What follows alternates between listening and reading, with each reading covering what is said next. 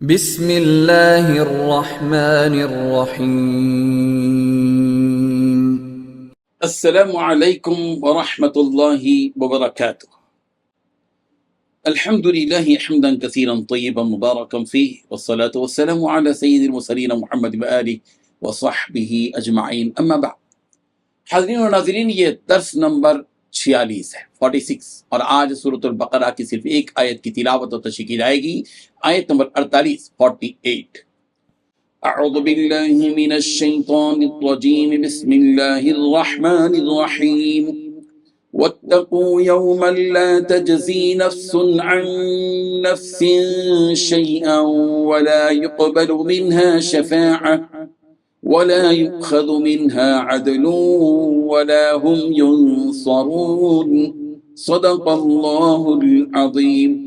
لفظی ترجمہ یوں ہے، واتقوا، اور ڈرو، یومن، اس دن سے، لا تجزی، نہیں بدلہ دے گی، نفس، کوئی جان، عن نفس، کسی جان سے، شیئن، کچھ بھی، ولا يقبل، اور قبول نہیں کی جائے گی، منہا، اس سے، شفاعت، سفارش، ولا يؤخذ، اور نہیں لیا جائے گا، منہا، اس سے، عدل، عوض، ولا هم ينصرون، اور نہیں وہ مدد کیے جائیں گے۔ ترجمہ یوں ہے، اور ڈرو تم اس دن سے کہ جس میں نہ تو کوئی شخص کسی شخص کی طرف سے کوئی مطالبہ ادا کر سکتا ہے، اور نہ کسی کی طرف سے کوئی سفارش قبول ہو سکتی ہے، اور نہ کسی کی طرف سے کوئی معاوضہ لیا جا سکتا ہے، اور نہ ان لوگوں کی طرف داری چل سکے گی۔ اس آیت میں 4 باتیں بتائی گئی ہیں۔ پہلی بات، اس دن سے ڈرو جس دن کوئی شخص بھی کسی کے کچھ بھی کام نہیں آئے گا، اور دوسری بات، نہ کسی سے کوئی سفارش قبول کی جائے گی، تیسری بات، نہ کسی سے کسی قسم کا فدیہ لیا جائے گا، چوتھی بات، نہیں ان کو کوئی مدد پہنچے گی۔ بزرگوں نے بتایا کسی بھی مصیبت سے بچنے کے لیے 4 راستے ہوتے ہیں: مطالبہ، معاوضہ، سفارش، اور مدد و نصرت۔ دنیا میں ان 4 راستوں میں سے کوئی ایک راستہ اختیار کرتے ہوئے آدمی مصیبت سے چھٹکارا پا لیتا ہے۔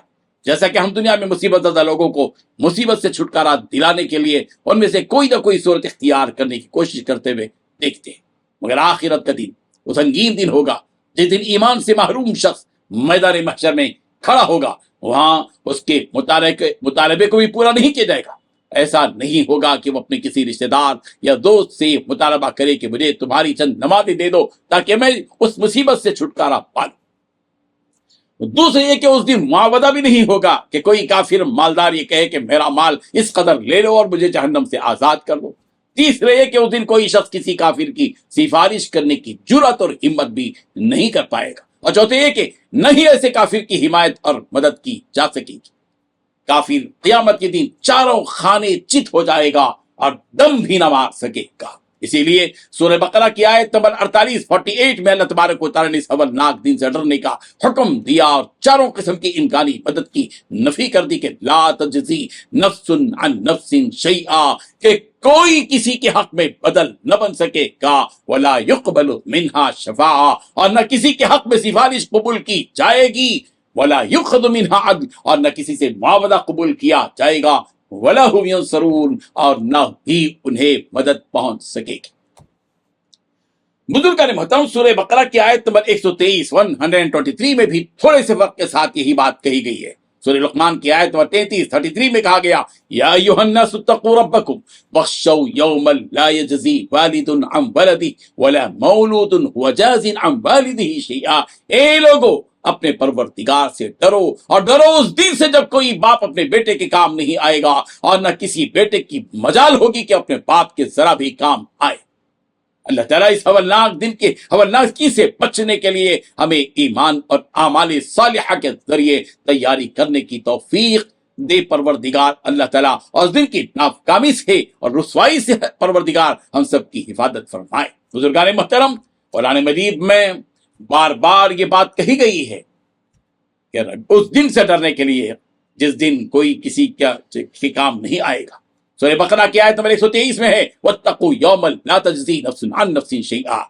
سورہ نساء کی آیت نمبر 1 میں ہے، یا ایھا الناس اتقوا ربکم الذی خلقکم من نفس واحدہ وخلق منها زوجها وبث منہما رجالا کثیرا ونساء۔ یعنی بار بار اللہ تبارک و تعالیٰ ڈرنے کا حکم دے رہے ہیں، اور پھر فرمایا سورہ نساء کی آیت نمبر سورہ انعام کی آیت نمبر 155 155 میں وَاتَّقُوا لَعَلَّكُمْ تُرْحَمُونَ، ڈرو اللہ سے تاکہ تم پر رحم کیا جائے۔ سورہ انعام کی آیت نمبر 25 میں کہا گیا وَاتَّقُوا فِتْنَةً لَا تُصِيبَنَّ الَّذِينَ ظَلَمُوا مِنكُمْ خَاصَّةً۔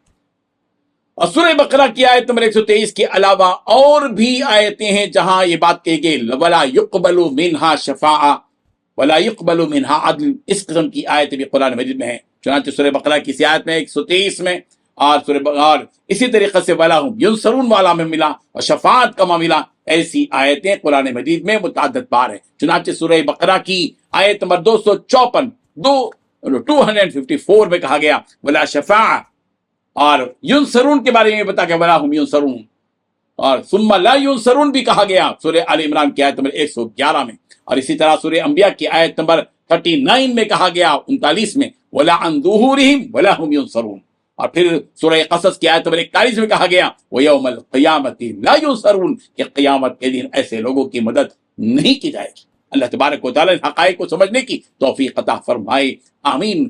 وآخر دعوانا ان الحمد للہ رب العالمین۔